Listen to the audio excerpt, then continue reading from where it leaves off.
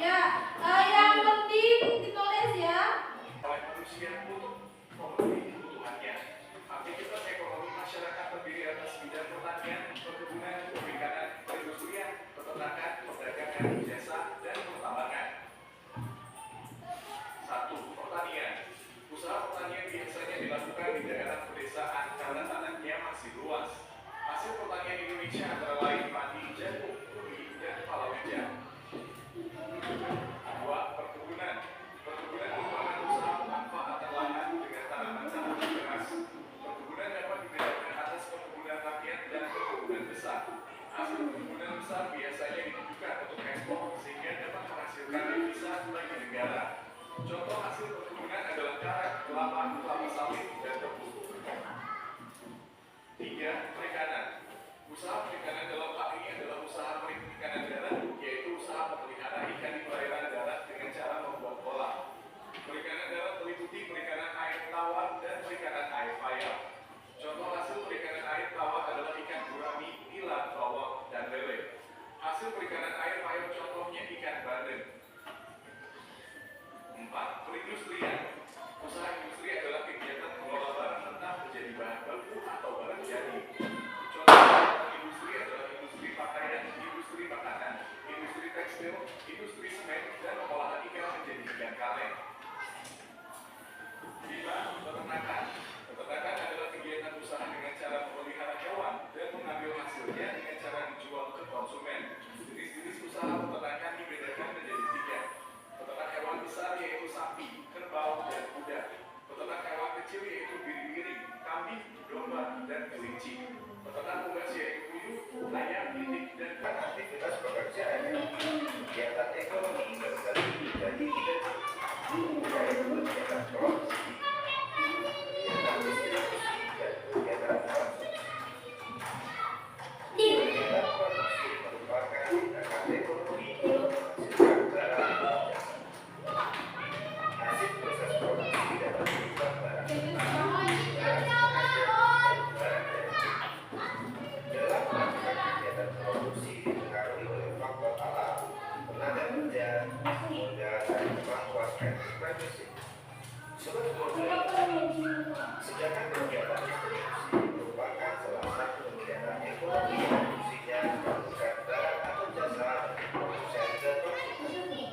Proses distribusi sangat penting karena pada kegiatan inilah produk dapat tersebar secara luas kepada semua orang. Oke. Sudah ditonton videonya? Sudah.